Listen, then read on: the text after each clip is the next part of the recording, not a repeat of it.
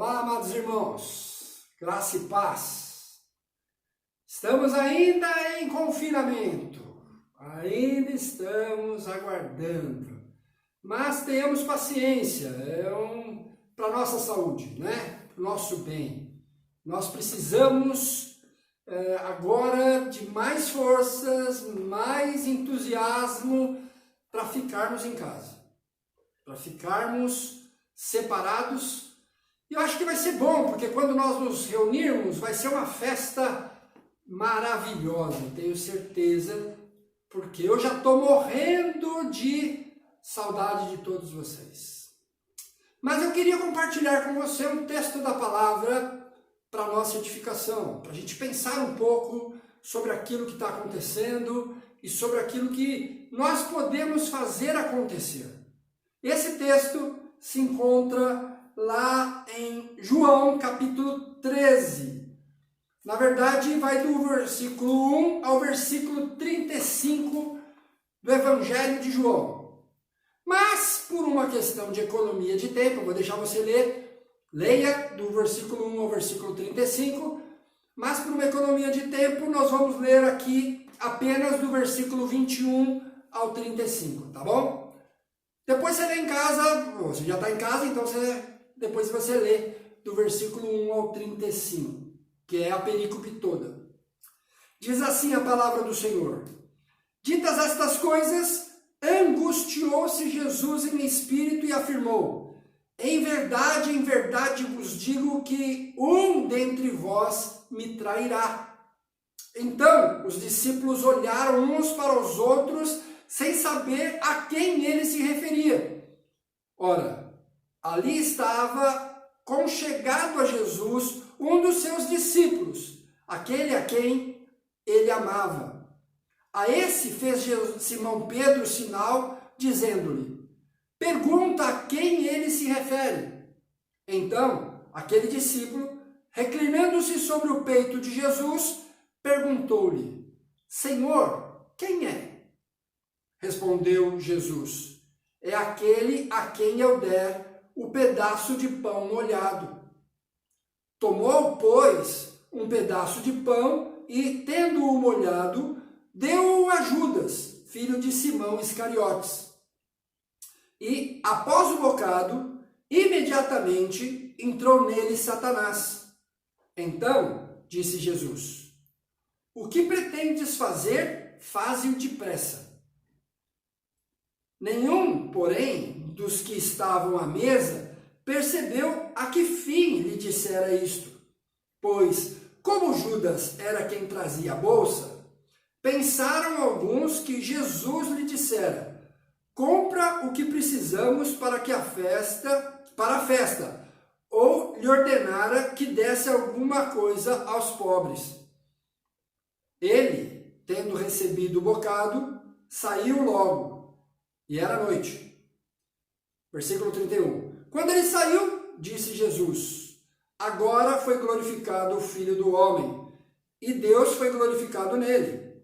Se Deus foi glorificado nele, também Deus o glorificará nele mesmo, e glorificá-lo-á imediatamente.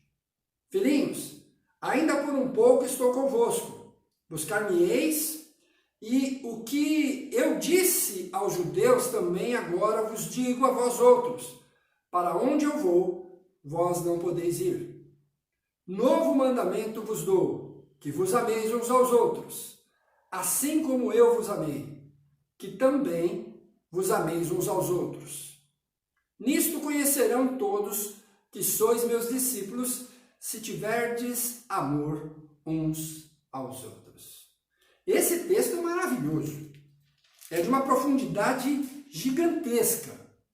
E eu queria compartilhar com os irmãos, ainda que rapidamente, mas compartilhar com os irmãos sobre essa situação toda. E pensando nessa situação, eu me lembrei daquela parábola que Jesus contou do filho pródigo. Na verdade, eu queria mostrar, não discutir sobre o filho pródigo, mas sim sobre o seu irmão. O irmão que ficou na casa, continuou trabalhando e ficou irado quando o pai recebe aquele filho pródigo de volta e dá uma festa para ele. A indignação do filho é estranha, porque ele diz assim: pai, eu sempre trabalhei, nunca desobedeci nenhuma das tuas ordens, e o senhor nunca me deu um cordeiro para eu festejar com meus amigos. O interessante é a resposta do pai. Falou: você sempre foi meu filho e sempre teve ovelhas ali, você não comeu porque você não quis. Ou seja, não teve a oportunidade, não aproveitou a oportunidade. E é sobre a oportunidade que eu queria falar. Você viu que situação é essa aqui que é apresentado para a gente no capítulo 13 de João? É o capítulo de uma última ceia. É Jesus sentado com seus discípulos, no último momento, na última ceia que ele vai passar com seus discípulos, e ele então, dando as últimas instruções para os seus discípulos, e também vai fazer a revelação de quem é o traidor. O interessante disso tudo, e o texto é muito claro dizendo que o traidor é Judas, né? Aliás, João e os evangelhos sinóticos, sempre que citam Judas, dizem que é o Judas Iscariotes, filho de Simão Iscariotes, e diz que ele é o traidor. Então, desde o início dos evangelhos, você já sabe quem é o traidor. É o Judas. O que a gente não sabe, se você está lendo os evangelhos, é como ele vai fazer. E aqui, neste texto, Jesus está dando uma ordem para Judas, nesse último jantar. Ele diz: o que você tem que fazer, faze-o agora. E Judas se levanta, então sai e vai de fato trair Jesus. Mas é interessante, eu queria compartilhar com você e pensarmos um pouco juntos aqui sobre os privilégios de Judas. Não é? Você já parou para pensar nisso? Que Judas foi um homem que teve muitos privilégios até mais do que outros. E eu queria compartilhar 3 desses privilégios aqui. O primeiro privilégio que eu vejo que Judas teve entre os seus patrícios, entre os seus colegas, é que ele foi escolhido como um dos 12. Ele foi um daqueles que Jesus escolheu e depois chamou de apóstolos. Na verdade, o Evangelho de João não chama de apóstolos. O Evangelho de João chama os 12. Quem chama de apóstolos são os evangelhos sinóticos, que dá o nome, dá a designação para esses 12 que foram escolhidos entre os discípulos de Jesus, como que os líderes dos outros discípulos de Jesus.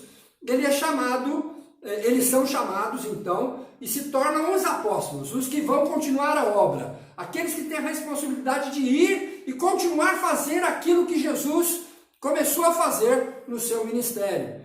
E entre esses 12, um deles foi Judas. Entre todos os outros discípulos de Jesus, Jesus escolheu Judas. Aliás, tanto Marcos, Mateus e Lucas diz que Jesus passou a noite orando.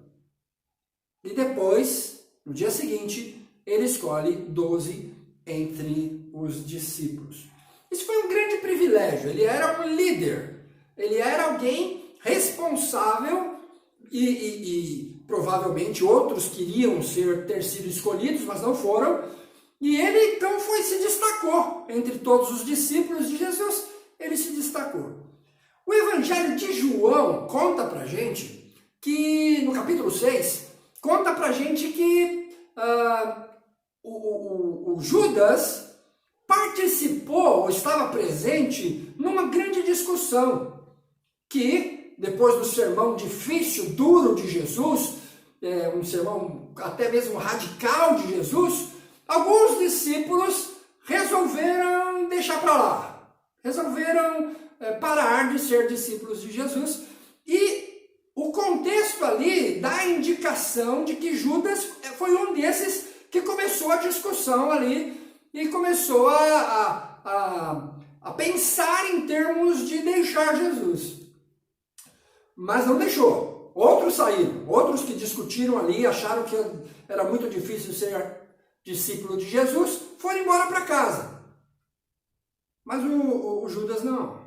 Apesar que o contexto do capítulo 6 parece indicar que ele é um daqueles que participou da discussão. Mas ele fica. Por que ele fica? Eu tenho uma ideia, pelo menos. E é o segundo privilégio, na verdade. O primeiro privilégio, ele é um dos 12. É alguém que está participando e está sendo treinado de forma especial para liderar o povo de Deus depois da partida de Jesus. Mas, pelo capítulo 6, Judas não acredita muito que é necessário, o que Jesus está ensinando é alguma coisa importante e necessária. Ele está meio desconfiado de que não é bem por aí. O segundo privilégio é que entre os 12, entre todos os discípulos, e entre os 12, ele é escolhido para ser o tesoureiro do grupo. Ele levava a bolsa. Isso significa dizer que mesmo tendo Mateus presente como um dos 12, alguém que trabalhou sua vida como um coletor de impostos, mesmo assim, quem foi escolhido para ser o tesoureiro foi o Judas, não Mateus. Isso significa dizer que ele era considerado entre os seus patrícios, entre os seus colegas de ministério, como alguém capaz, como alguém que foi visto como alguém responsável, como alguém de confiança, como alguém que se podia confiar a bolsa. O João nos informa que o Judas foi ladrão desde o início. Ele, em algumas situações, ele discutiu sobre arrecadar dinheiro, angarinhar dinheiro, mas o João nos diz que ele queria fazer isso para gastar consigo mesmo. Ele não estava preocupado muito com o ministério de Jesus, com os pobres, com a alimentação do grupo, não. Ele estava pensando em si mesmo. Mas eu queria que você pensasse nesse aspecto. Veja só que interessante. Entre os 12, que já era um privilégio fazer parte dos 12, entre os 12, o Judas foi aquele que foi escolhido para ser o tesoureiro. Pelo jeito não tinha muitos cargos ali para serem distribuídos, mas um tinha, que era o de tesoureiro, e ele foi o escolhido para ser o tesoureiro. Ele é que pagava as coisas, ele é que comprava as coisas, ele é que distribuía o dinheiro para os pobres. Pelo menos é o que ele deveria fazer. João diz que ele não fazia direito, mas a gente não sabe dizer se as pessoas viam que ele não fazia direito e não falavam nada para não criar situação, criar uma briga, ou se as pessoas só descobriram isso depois de todos os fatos acontecidos. Depois da traição dele, depois da morte de Jesus, depois da ressurreição, quem sabe? Nós não sabemos, nós não temos essa informação, mas o fato é que ele não fazia direito. Ele tinha mais nome e talvez aqui, talvez mirando-se por ter um cargo, mas na verdade não estava usando bem o cargo. Talvez por isso que ele não foi embora naquela discussão do capítulo 6, é a minha interpretação pelo menos, porque ele achou que podia lucrar alguma coisa ainda ficando ali e pertencendo aos discípulos de Jesus. Pelo menos é a minha interpretação disso. Ele queria ganhar dinheiro através do ministério. E o terceiro privilégio que Judas teve, e outros não tiveram, é que ele foi honrado por Jesus, ele recebeu o bocado molhado. O bocado molhado era um símbolo de afeto, um símbolo de alguém que você gostava, que você queria demonstrar para todo mundo que ele era, que você estava honrando aquela pessoa. É mais ou menos como a gente faz com o primeiro pedaço de bolo nos aniversários. Para quem será o pedaço de bolo? Quem vai o pedaço de bolo? A maioria das vezes a gente já sabe para quem vai, mas é um jeito de você demonstrar que você tem afeto por aquela pessoa.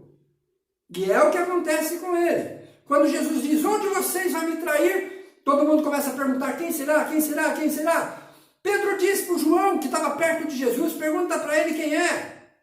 E João chegou perto de Jesus e perguntou, quem será, Senhor? E Jesus disse para João, aquele para quem eu der o bocado molhado. E depois disso, Jesus então molha o bocado e dá um pedaço de pão molhado em vinho, dá para Judas. E todo mundo, mesmo aquelas pessoas que não ouviram o que Jesus falou no ouvido de João, todo mundo viu que Jesus estava dando aquele pedaço de bocado molhado para Judas. Que honra! Que privilégio! Entre os discípulos, ele é escolhido como um dos 12. Entre os 12, ele é escolhido como tesoureiro. Entre eles, ali, quem recebe o último pedaço de pão molhado? Judas.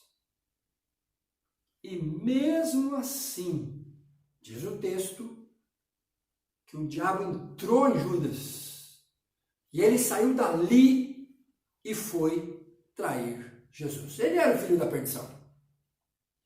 Então, o diabo estava esperando só uma grande oportunidade, e essa foi a grande oportunidade, e ele então definitivamente sai para trair Jesus. E aí, mesmo sem querer, mesmo sem saber, ele estava cumprindo a vontade de Deus, porque o Filho do Homem precisava morrer para nos salvar. Mas Judas não sabia disso.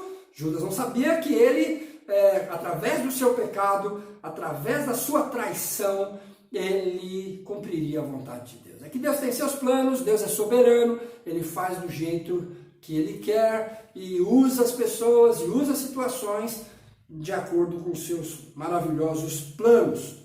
Mas eu queria pensar nisto com você.